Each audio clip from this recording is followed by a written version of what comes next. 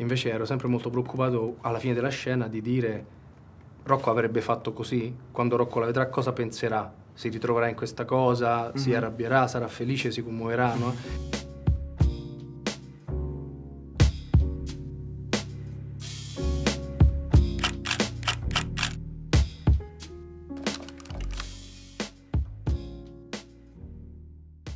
Partiamo, ci siamo? Alla grande. Allora, la prima cosa che voglio chiederti io è come stai? Bene, tu? È un piacere essere qui con te a fare questa chiacchierata. È bello, sì. È molto bello. No, ti chiedo come stai perché tu lo sai, ne abbiamo parlato spesso, no? Quando io ti guardo, penso sempre un po' a me quando avevo la tua età. Che detto così sembra una roba molto lontana, in realtà lo è. Sono tanti anni di differenza. E poi anche perché ci ritroviamo molto in tutta una serie di pensieri che noi conosciamo bene e adesso conosceranno pure un altro po' di persone dopo questa chiacchierata. E quindi è un momento particolare, no? Un momento in cui le cose stanno partendo in una certa maniera, cominci a vedere delle cose diverse, a relazionarti con delle cose diverse rispetto al lavoro, rispetto alle persone. E ricordo che quegli anni per me sono stati molto complessi. Anche se poi in realtà io ci ho messo un bel po' più di te ad arrivare a fare quello che volevo fare, perché alla tua età ancora facevo un sacco di televisione bruttissima. Pensavo che sarebbe stato molto difficile arrivare a fare quello che avrei voluto fare, cioè un certo tipo di cinema. Quindi così, un po' adesso che abbiamo condiviso questa cosa di Super Sex e interpretando lo stesso personaggio tra l'altro, quindi vedi, è un po' un cerchio che si chiude. La domanda è proprio come stai adesso, come stai rispetto a come stavi prima, no? Che cosa è cambiato dopo l'esperienza, come va? Adesso è un momento molto bello della mia vita. È un momento molto bello perché tutto si sta un po' allineando, no? Però è un momento molto bello perché soprattutto sto avendo l'occasione di provare a buttarmi in quello che è il sogno, in quello di cui abbiamo sempre parlato, nel senso che l'idea di quello che mi sta succedendo negli ultimi anni, ovvero proprio la possibilità, no, di interpretare ruoli così differenti l'uno dall'altro, che mi diano la possibilità di provarmi a buttare in argomenti che in fondo non conosco, che non sono miei. Più passa il tempo più mi rendo conto che è sempre proprio, sta diventando sempre di più il goal di quello che voglio fare, ecco. Perché è così, ne avevamo parlato, io sono un nato indeciso e vorrei provare a essere un pochino tutto in questa vita, e più passa il tempo più mi rendo conto che proprio la vita mi ha regalato questa opportunità, questa scorciatoia per provare a seguire questa strada. Però sono anche ad essere cose diverse. essere cose diverse, sì. Sì. E quindi ci siamo trovati tra le varie cose diverse a interpretare Rocco. È stata un'esperienza per me incredibile, ma poi la collego molto appunto al rapporto che abbiamo noi due. Cioè, Rocco per me è stata il primo momento in cui io ho provato a realizzare quello che sarebbe potuto succedere, è stato appunto dalle prime nostre telefonate dove mi parlavi di questo progetto che ai miei occhi mi è suonato fin da subito incredibile, no? Anche molto tendenzialmente lì per lì lontano da me. Quando me l'hai detto mi è sembrato un mondo che non potessi abbracciare in giro di 2 secondi. Tra l'altro è una cosa che sembra successa 15 anni fa. Sembra successa 15 anni fa, invece no. Sì. Però ecco, quando ne abbiamo parlato mi ricordo che, cioè io quello che dico sempre di te, ma lo dico anche adesso, appunto lo vedranno gli altri, siamo qui di fronte, te lo dico a te, ecco, in questa chiacchierata. Io ho sempre sentito che tu per me sei stata una persona che ha sempre avuto un occhio di riguardo fin dall'inizio. Sai, quelle persone che io auguro a tutti di trovare nella vita, di persone per cui si ha una stima incredibile, per cui si ha la sensazione di non aver nulla da dargli, eppure loro continuano a dimostrare sempre così generose e aperte nei miei confronti. Io l'ho sempre sentita questa cosa, e quindi per me fare Rocco assieme, l'idea appunto di buttarci in un personaggio con l'idea di andare a parlare, no?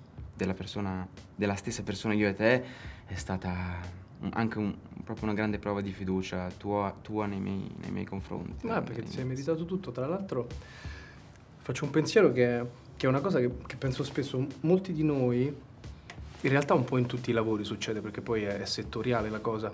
Succede spesso che quando tu vuoi bene ad una persona, cioè la cosa peggiore che può accadere è che tu vuoi molto bene ad una persona che poi non riesce a dimostrare il suo talento, no?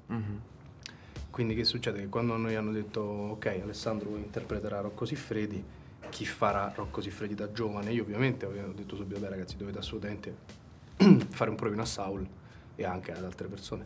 però perché c'è una somiglianza, perché lo conosco, perché so che tipo di attore e di persona è. Ed è stato molto bello vederti fare quel provino, perché non è stato soltanto provinatelo perché lo conosco, è stato provinatelo perché è un attore. Ed è stato molto bello per me. Mi è successo con te, mi è successo per esempio, che ne so, io ho un'amica che ha una sorella per me che fa la truccatrice, ed è stato molto bello lavorarci e vedere quanto era diventata brava, no? Cioè poter essere realmente felici non soltanto dell'affetto che c'è, che riguarda gli esseri umani, ma anche di una stima che è legata invece all'espressione del talento, che è una cosa che mi entusiasma, che mi interessa. Io sono sempre stato affascinato da tutti i tipi di talento. Io se cammino per strada e vedo uno che fa il giocoliere con una roba strana, guardo 40 minuti, cioè una roba. Ed è stato molto bello vedere che hai affrontato quella cosa con una maturità di un certo livello, che sei andato dritto, che non hai avuto paura di un certo tipo di giudizio e che hai portato un'idea tua. E tra l'altro è stato molto bello poi quando siamo andati sul set vedere come, senza dirselo, perché noi non ci siamo mai parlati, non abbiamo mai detto ok tu fai questa cosa, la faccio anch'io. È vero, questa Però cosa. iniziando quel processo insieme e vedendo la serie mi sono reso conto che invece ci sono molte assonanze, molte cose simili che abbiamo fatto, e questo è stato molto bello. Anche rispetto, e qui ti introduco un'altra tematica, rispetto al rapporto con Rocco. Spesso diciamo, le occasioni come questa servono per farsi delle domande che di solito vorresti che qualcun altro ti facesse, invece non ti fanno mai. Non penso che sia difficile fare l'attore. Quando una persona dice qual è stata la cosa più difficile, se tu rispondi qual è stata la scena più difficile, è sempre una risposta stupida. Sti cazzi, la scena più difficile. È il processo, è emotivamente le cose difficili sono interessanti. È il da raccontare. percorso. E per esempio per me è stato molto difficile mantenere un rigore etico nei confronti di Rocco, no? Cioè io non mi sono mai preoccupato di come facevo o meno una scena, anche perché sto invecchiando e ho imparato che non è che si può sempre fare tutto bene, quindi come viene. Però invece ero sempre molto preoccupato alla fine della scena di dire Rocco avrebbe fatto così, quando Rocco la vedrà cosa penserà? Si ritroverà in questa cosa, si arrabbierà, sarà felice, si commuoverà, no? E ho avuto quel pensiero costante per tutta la serie, che è stata lunga anche la preparazione. È stata l'unico fattore per me un po' più complesso da gestire, devo dire, perché poi tutto il resto invece... La lunghezza di tutto il progetto, dici? Beh sì, perché poi sai, entrato nel progetto a un certo punto io almeno ho proprio levato l'ancora, cioè ho detto ok, ho capito quello che voglio comunicare con questa cosa, ho capito che ruolo ho all'interno della storia e quindi ho mollato tecnicamente, però emotivamente sentivo sempre questa cosa un po', e nei momenti più complessi all'interno della narrazione mi sono fatte molte domande, no? Quando ci siamo parlati io ho detto che il premio più grande che mi è stato fatto all'interno di questa cosa è stata la sua reazione quando ho visto la serie. Guarda, questa non ce la siamo dette, questa cosa è quello che gli ho detto anche io una settimana fa quando ci siamo sentiti dopo che ha visto la serie. Il suo sentirlo ora felice, contento, Sì, è emozionato, è per me veramente è il massimo, è quello che speravo. Era così delicato per noi, no? Andare a parlare di una storia così anche personale, così delicata, che sentire lui in primis contento per me è già un grande punto di arrivo. Io, per quanto riguarda anche il rapporto con Rocco, mi sono sentito anche più... sicuramente io mi sono meno sentito legato alla figura di Rocco Siffredi, in quanto io ho sempre pensato che in fondo io non interpretassi tanto Rocco Siffredi quanto io interpretassi in realtà Rocco Tano. Certo. Cioè tutto per me, il ragionamento che dietro questo progetto partiva da lì, partiva dal fatto che io interpreto un ragazzo che non sa assolutamente nulla di quello che la vita poi gli regalerà, quello che si troverà a incontrare appunto nel suo percorso. Io interpreto un ragazzo tendenzialmente che ha ancora un mondo che gli esplode dentro, ma che ancora lui non è riuscito a contestualizzare, non conosce lui stesso. Quindi io ho sempre pensato che dovessi prendere molto meno dalla figura di Rocco Siffredi quanto più dovessi riuscire a prendere da quello che erano i suoi propri racconti. Quindi questo, diciamo, mi ha anche nascosto un pochino di più, mi ha isolato da preoccupazioni più etiche della sua persona adesso, certo, no? certo. Perché ho proprio sentito il fatto che lui mi voleva in fondo raccontare un personaggio, un ragazzo che ora non c'è più.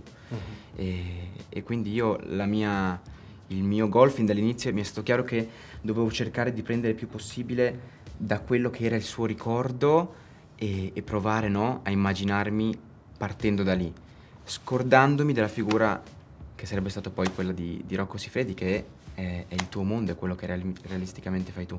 Paradossalmente io ci vedo più una vicinanza col mio Rocco anche al Rocco bambino, no? Certo. Cioè io faccio ancora un Rocco che tendenzialmente non è il Rocco che si immaginano tutti, cioè un Rocco ragazzo che ha grandi insicurezze, che non sa quello che vuole, che si trova dall'altra parte del mondo senza sapere una parola. Tra l'altro ti dico una cosa, legandomi a questo, che è stata una cosa abbastanza inaspettata per me nel processo di formazione del personaggio, e non credevo. In realtà, vedere te è stato, e Marcolino, quello che, cioè, il bambino che interpreta, ormai sarà diventato già un adulto, è stato di grande aiuto, perché avevo sottovalutato l'importanza della transizione, no? Da Marco a te e a me. Quindi avevo fatto tutta una serie di pensieri che riguardavano la parte del blocco, quello dove arrivavo io, dove poi Rocco diventava adulto. Invece io mi sono molto appoggiato a te, perché dovevo partire da lì fondamentalmente, e la destrutturazione di quel Rocco Siffredi è una cosa che hai fatto tu per me. In realtà io ho seguito quel flusso perché poi avevo molto più chiaro dove sarei dovuto arrivare, non come ci sarei arrivato. L'ho fatto appoggiandomi a te, appoggiandomi alla tua puntata, dove tra l'altro tu sei bravissimo, e già te l'ho detto. Grazie. Ed è giusto dirtelo anche qua. E poi c'è un'altra cosa che ti voglio dire, perché è bello parlare della serie, però è bello anche usare la tua persona per parlare di tutta una serie di cose che mi interessano. Tu riuscirai a fare questo lavoro molto bene, perché tu appartieni ad una categoria di esseri umani che hanno un certo tipo di valori e non si perdono nelle stronzate. Invece là fuori è pieno di gente che fa un sacco di stronzate. E tu, per quanto sei bello, per come hai gestito, per esempio, la tua immagine sui social e tutta una serie di cose, no? Considerando che sei diventato, tra virgolette, famoso giovanissimo. Cioè, io mi ricordo che quando la prima volta che ho visto il profilo tuo social c'avevi già 1,5 milioni di follower, c'avevi 16 anni, 15 anni, no? Cioè, quella è una roba che, se uno non è in grado di gestirla in una certa maniera, diventa come l'80% di quelli che stanno là fuori. E tu invece ti sei completamente dimenticato di quella cosa, non hai dato la possibilità da quella componente della tua vita di farti diventare quello che teoricamente saresti dovuto diventare. E questa è una cosa che è molto bella, è una cosa della quale devi prenderti un grande merito. E poi quando ho conosciuto la tua famiglia ho capito anche perché. Arrivavamo infatti lì, guarda, mi fanno tanto piacere queste cose che hai appena detto, per quanto io il grande merito lo debba sicuramente dare alla mia famiglia. Ho sempre pensato che quando ti esplode un mondo così grande, così non conosciuto, no? A quell'età è veramente un secondo, come hai detto tu, perdersi in qualcosa che non si conosce. E diciamo che la mia famiglia ha sempre, no? Avuto la sensazione di dovermi anche proteggere da un mondo che in primis loro non conoscevano, e quindi mi hanno sempre fatto sentire, hanno sempre voluto che io continuassi a crescere come se tendenzialmente nulla fosse, no? Come se in fondo era un gioco come tanti altri, nulla di più, nulla di meno. E questo mi ha dato, no, la possibilità anche di riconoscere con oggettività quanto mi piacesse quel mondo lì, senza che nessuno mi spingesse, senza che nessuno mi mettesse alcun tipo di pressione nel doverlo affrontare. Io in questo sarò sempre grato alla mia famiglia, ai miei genitori che tu conosci, che ti vogliono tra l'altro tanto tanto bene. Però sicuramente quel contesto lì mi ha aiutato. Quella è una fortuna che si ha o non si ha. È chiaro che senza avere quella fortuna di una famiglia che ti aiuta, no? Che ti aiuta a gestire un po' il tutto. Sì, però sai, anche. a volte, lo sappiamo, a volte non basta, no? Perché a volte Sì, poi a volte non basta. la famiglia può guidarci, poi siamo noi che facciamo delle scelte, possiamo fare delle scelte al di fuori del tempo che passiamo con la nostra famiglia. Quindi dobbiamo anche prenderci dei meriti rispetto alle scelte che poi facciamo davvero. Per esempio io ricordo che quando io sono andato dai miei genitori e ho detto loro che avrei voluto fare l'attore, che lasciavo l'università, loro sono stati terrorizzati, e all'inizio quella l'ho presa come una cosa negativa, in realtà era semplicemente che volevano proteggermi, come hai detto tu, no? Certo. È quella, come dire, quella paura di qualcosa dell'ignoto, della cosa che non si conosce. Non stava scritto da nessuna parte che sarei riuscito a fare questo mestiere in una certa maniera, è soltanto che sono successe delle cose incredibili. Sono stato molto fortunato a incontrare sulla mia strada le persone giuste, anche quelle sbagliate, perché poi come dico sempre, nei primi 10 anni del mio percorso ho fatto delle cose di una bruttezza inenarrabile. Sì, però... No, che mi hanno aiutato a capire cosa io non avevo voglia di fare. Cioè, è giusto tutto lì. Se non la vedi la cosa sbagliata, Certo. non lo sai che cosa rappresenta per te, no? E questo vale anche per tutte delle persone che non mi sono piaciute, che ho incontrato, tutte le persone maleducate che ho incontrato, tutte le persone ego-riferite che ho incontrato. E mi hanno piano piano fatto capire quali erano le cose dalle quali dovevo assolutamente allontanarmi, e sono cose sulle quali lavoro tutti i giorni. Ancora non ci sono riuscito, perché poi quello è un processo continuo, perché a volte si cade in quel tranello di pensare di avere sempre ragione. Io ce l'ho tantissimo, io sono un arrogante, porca puttana, nel senso che mi sembra incredibile non avere ragione. È così. E invece succede spessissimo, no? Soprattutto all'interno di un processo dove poi uno con gli anni acquisisce una certa importanza, no? Proprio da un punto di vista che c'è un momento dove tu parli e nessuno ti ascolta, poi dove ti ascolta qualcuno, e poi quando tu parli gli altri ti ascoltano. Certo. Ecco, quella roba lì è molto complicata da gestire, perché rischia sempre di diventare un capriccio, di essere preso per un capriccio, no? Per fortuna io ho sempre saputo che ogni volta che ho alzato la voce da qualche parte era sempre per il bene del film, non è mai per me. Io mi farei tagliare tutte le battute di un film per far venire il film bene, e di questo sono certo. Perché sono talmente innamorato del cinema da spettatore che non mi interessa nulla di fare l'attore rispetto Questa a quanto cosa si respira, guardandoti, vedendoti da fuori anche sul set, quanto tu sia sempre al servizio del progetto stesso, non solo al servizio tuo, che è una cosa delicatissima che secondo me spesso si ha proprio di indole, si ha o non si ha. E tu io ho sempre avuto la sensazione che quando poi ti concentri su un progetto diventa per te totalizzante, ed è una cosa, no? Che Beh, ci tengo tanto, cioè penso che sia un'occasione, io penso sempre che sia una cosa straordinaria fare questo mestiere, no?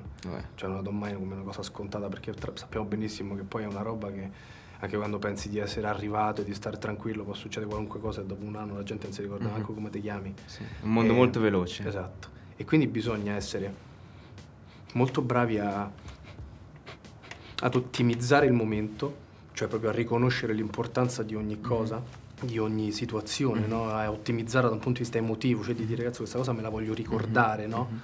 E non ci si riesce sempre. Io per esempio non ero, adesso sono diventato un po' più bravo, non ero bravissimo a fare queste cose, io ero uno che lì per lì, sono un ipersensibile, quindi lì per lì mi venivano mille cose, poi se ci pensavo dopo un anno non mi ricordavo esattamente quale fosse la sensazione di quel momento. Invece adesso sono diventato un po' più bravo, ti raccontavo prima, no? Di questo film che ho fatto adesso con Gianni Amelio, che ti ho detto non ho idea di che film abbiamo fatto, perché era talmente tanto bello per me stare sul set con Gianni che del film non mi fregava più niente.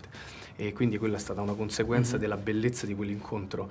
Per esempio Rocco, cioè su Super Sex, un po' perché mi sto invecchiando, un po' perché diciamo la mia mania del controllo non mi consente di non occuparmi di troppe cose. Adesso sulla dimensione seriale io fatico un po' di più, perché dura tanto, perché ci sono tante cose da vedere, e quindi vado sempre sul set considerando che ci siamo persi qualcosa, e quella sensazione mi infastidisce. Sempre per questa roba che tutti sanno, io sono un vergine ascendente bilancia, e questa sarà la mia condanna per sempre e la mia fortuna per tutta la vita, e quindi non si scappa da lì. Ed è bello sapere che molte persone sono felici di lavorare con me per questo, e molte persone non ci lavoreranno mai per questo. Cioè sapere che esisto come individuo e ho fatto le mie scelte, e che a qualcuno io sto tremendamente sul cazzo, invece molte altre persone voglio, va benissimo così, perché c'è un errore madornale che si può fare in questo mestiere, no? Cercare di costruire un'identità fittizia in maniera da poter piacere a tutti. Ci sono delle persone che non mi chiameranno mai a lavorare, e va benissimo, perché probabilmente neanche io voglio lavorare con loro, ma non perché non riusciremo a creare un'esperienza oltre che un film. E all'inizio, quando ero più giovane, pensavo che fosse importante soltanto fare la performance, cioè devo far vedere quanto sono bravo, perché così mi danno i soldi, perché così mi compro casa, perché così sistemo tutti. E poi invece, passata quella fase lì, dove per fortuna sono stato fortunato, e ho capito che la performance diventa un appendice, cioè quello che conta è veramente quello che ti rimane, no? Le persone che prendi durante il percorso, ed è molto bello, è bello. Poi mi piace l'idea di pensarmi a 50 anni, guardarmi indietro e vedere tutta una serie di persone che appartengono alla mia vita, anche che magari sento una volta l'anno, che però mi ricordano un determinato momento. È una cosa molto interessante quella che stai dicendo, perché ho sempre pensato, tra l'altro, che uno dei, come hai detto, uno dei fattori più belli del set è la quantità di rapporti umani che si ha l'occasione di coltivare, no? Cioè, quanto realisticamente più ho l'occasione di trovarmi sul set, più mi rendo conto che sono veramente delle situazioni a sé stanti, ogni set dove tu ti arrivi alla mattina e cominci a trovare un tuo environment, no? Io ho delle piccole cose che mi piace, ma dopo che il set è iniziato e che comincio, no, a sentirmi a casa, uno dei momenti più belli per me è quando si arriva la mattina e vado a salutare tutti, da chiunque, no? E in modo che si crea sempre quella situazione per cui si ha sempre la sensazione di fare qualcosa tutti assieme in quel momento. Ed è una cosa molto bella quella che hai detto, no? Di avere la sensazione di avere coltivato dei rapporti che poi si portano avanti nella vita in modo incredibile, appunto, dei rapporti che dici lo sento una volta all'anno, sì, però ogni volta che lo sento mi vengono in mente quei 2 mesi incredibili che abbiamo vissuto, l'abbiamo visti solamente io e lui, cioè, quel momento lì sarà un momento che ci porteremo Beh sì, quello sempre, diventa così. una cosa, se tu ci pensi, ogni persona che incroci, no? Anche semplicemente io per esempio, che ne so, anche sulla nostra serie ci sono state migliaia di comparse, no? E con alcuni ho scambiato soltanto un saluto. Ci sono state alcune persone invece con le quali che magari ho incontrato più di 2 volte, 3 volte, che comunque in qualche modo da quel momento entrano a far parte della tua vita, cioè è reciproca la cosa, no? Quindi poi se la rincontrerai, la risaluterai, ti ritroverai a parlare di cose. Ovviamente tutti noi siamo soggetti alla vita poi che c'è dall'altra parte, quindi ti puoi incontrare in un momento dove ti va più di parlare, in un momento dove invece no, in un momento dove hai delle cose da raccontare, in un momento dove sei estremamente noioso. Però è un giro che nasce dal fatto, come dici tu, di far parte di un processo e di una struttura nella quale sono coinvolte 100, 130, 150 persone per 3-6 mesi, sì. E quella roba è imprescindibile. E per 3-6 mesi il mondo è quello. Quella roba lì. È quella roba lì. Quella roba lì, soprattutto per esempio io c'ho una grandissima differenza tra quando giro a Roma e quando giro fuori casa. Che se potessi scegliere, a parte insomma che per Irene e per mio figlio che stanno qui, quindi preferirei stare qui, però per il resto preferirei sempre girare dall'altra parte del mondo io, perché creo una bolla che si crea la bolla, sì. Quando si è fuori. Anche quando abbiamo girato a Parigi qua, sì, no? C'è stata una grande differenza. Sì, è così. Perché eravamo noi, però in un luogo dove non c'era il confronto con la routine, che è la roba che ti distrae. Sì, dove nessuno si sente realmente a casa e quindi la casa la trovi, no? Nei rapporti attorno a te. E il mondo è quello per quei 3 mesi e da un giorno all'altro le luci si spengono. Questa è una cosa che io ho sempre trovato incredibile del nostro mondo, no? Quanto sia tutto così frenetico e da un secondo all'altro il set finisce, le luci si spengono. Non c'è via di mezzo, non è graduale il tutto, no? Mi ricordo c'è stato un giorno, stavo girando Diavoli, che è stata una grande esperienza per me, molto faticosa, ma molto bella. E un giorno sai quando tipo succede ogni tanto che devi fare delle scene dove fai finta di dormire, no? Cioè dici ok, questo deve dormire, però tu stai sul letto, ti mettono sul letto prima perché devono vedere l'inquadratura e tu magari passi, 20 minuti sdraiato su sto letto mentre la gente intorno continua a lavorare, e il rumore di quella roba lì per me è meraviglioso. Cioè se tu ti pensi, no, sdraiato sul letto o sul set, dove senti tutte le voci e tutti i rumori delle persone che fanno parte di quel processo, quella è un po' l'essenza del modo in cui le persone decidono di avere a che fare con quel processo in quel momento, no? Quindi senti tutto 3 volte di più.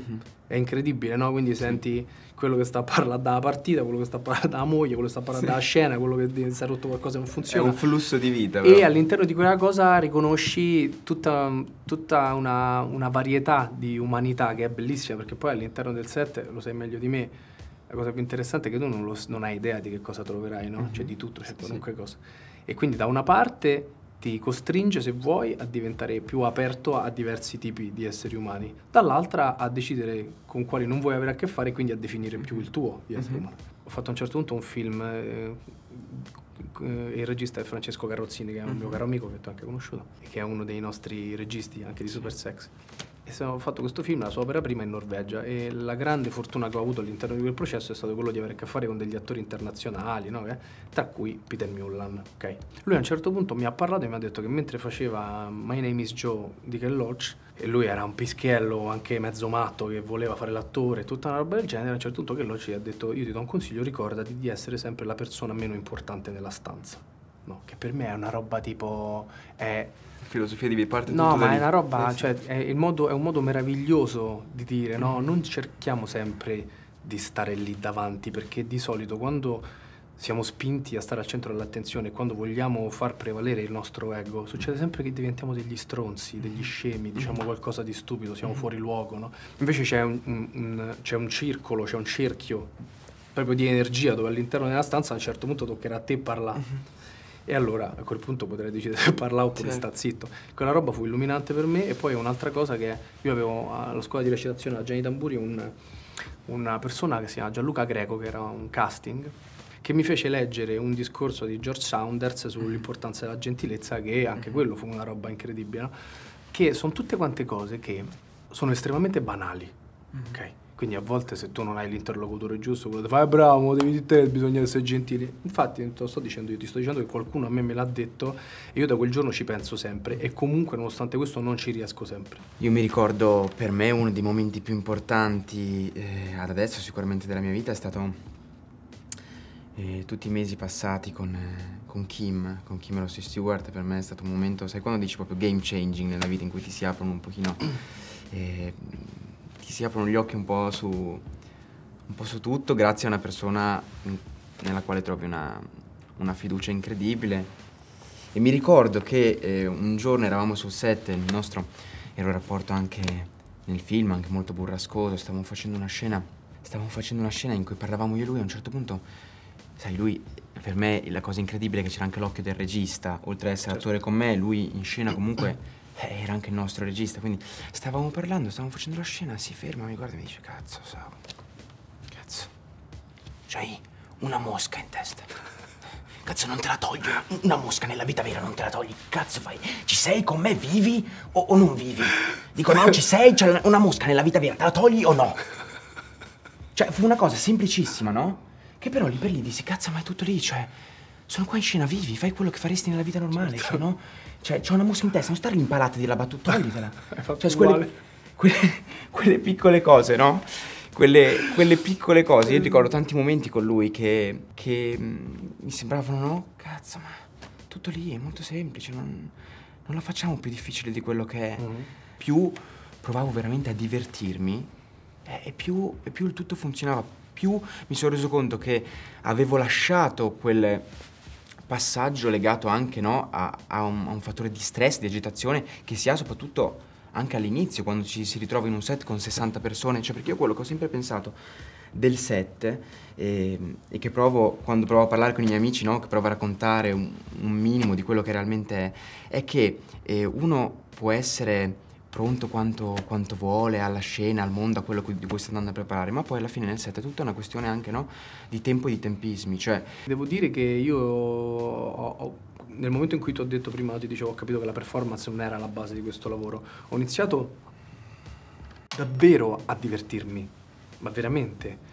E in quel divertimento c'era il fatto di dire: è inutile che leggo la scena per più di 2 volte, perché per fortuna io ho una grande memoria, quindi se sta cosa si fa per avere la memoria, l'ho fatta, ciao. Cioè io di solito, che so, se leggo la scena 5 volte, arrivo sul set e battute di tutta pure del macchinista, figurate, quindi e quindi in realtà poi mi lascio, mi concedo la possibilità di scoprire quello che succede lì. Per esempio, io non sono neanche un grande amante delle prove, io odio le prove, perché le prove sono proprio l'opposto di questa cosa qui, no? Secondo me distruggono chiamiamola improvvisazione emotiva, ma no, cioè quella roba lì. La veridicità del momento. No, se io ti racconto una scena, no?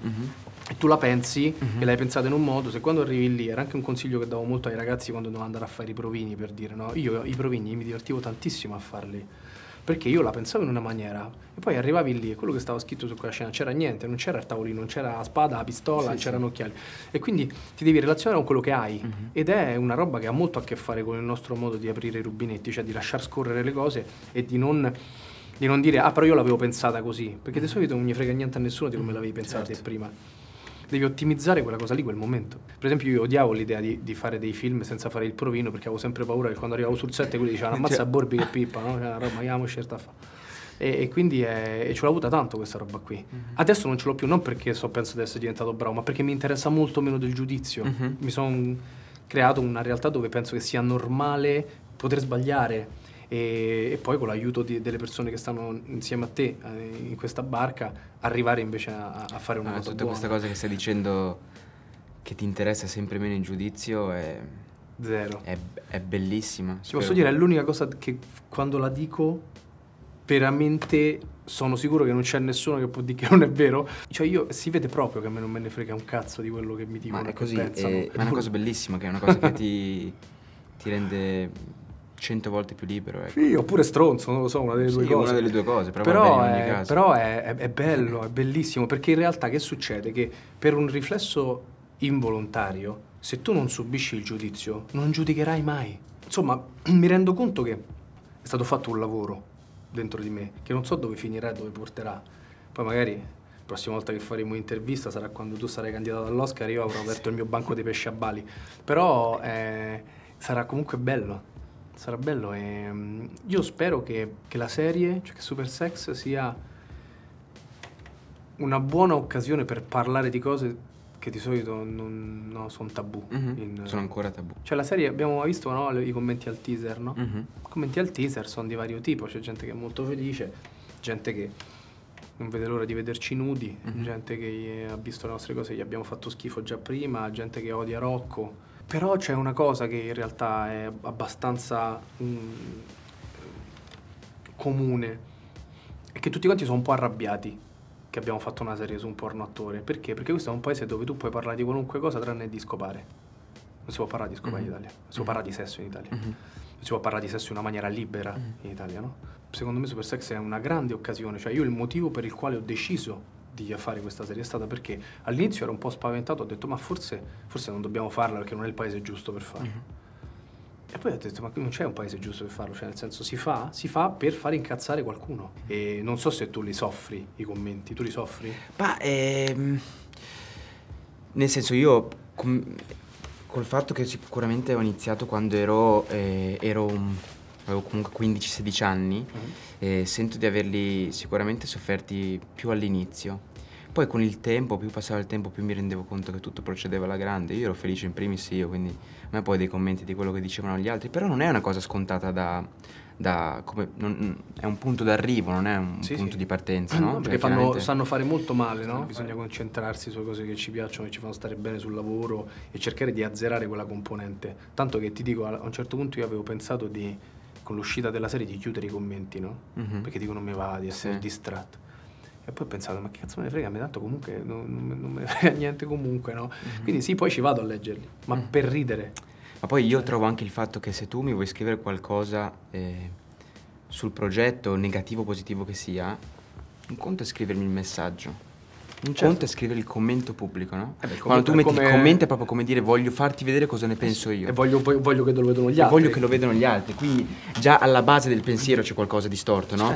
Cioè se tu mi vuoi dire qualcosa, io lo apprezzo, scrivimelo come semplice messaggio che vediamo io e te, e allora mi puoi scrivere qualsiasi cosa. L'idea che tu senti il bisogno di doverlo scrivere affinché lo vedano gli altri, a prescinderti dal quadro della persona che sei, tendenzialmente per me. Poi sì, del macro gruppo a cui appartieni, sì, un po', no? Sì. È quella roba là.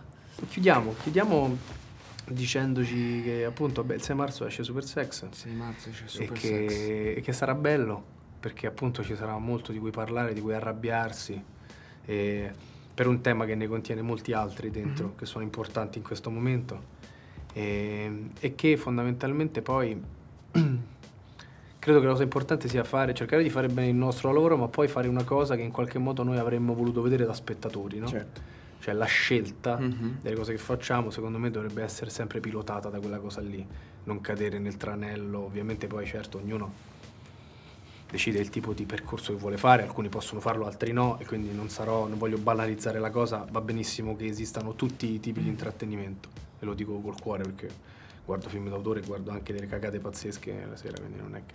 Però invece è importante secondo me, quando uno dice vuoi fare questo film, farsi la domanda, io questo film lo vorrei vedere da spettatore, perché quella cosa, anche se poi verrà un film di merda, però la cosa che ti ha mosso verso quella roba lì è una cosa pura che ha a che fare con l'idea di talento applicato all'arte. E quindi è muoversi in quella direzione là, sapere che da qualche parte qualcuno vedrà qualcosa che abbiamo fatto e sperare che qualcosa si muova, no? Che qualcosa si muova, tutto lì. Fondamentalmente. Sperare in fondo che quello di cui abbiamo provato a parlare, anche perché comunque io trovo che oggettivamente il Rocco che vogliamo raccontare noi non è il Rocco mainstream che che pensano di conoscere tutti, ecco. Ma no, cioè, ma poi sarebbe stato stupido, no? Se volevi vedere Rocco in azione vai su Xvideos e Esatto, guardi. Tra l'altro sito incredibile, esatto. bellissimo, fatto benissimo. Però Super Sex da 6 marzo quindi è su Netflix. Dai, bello mio.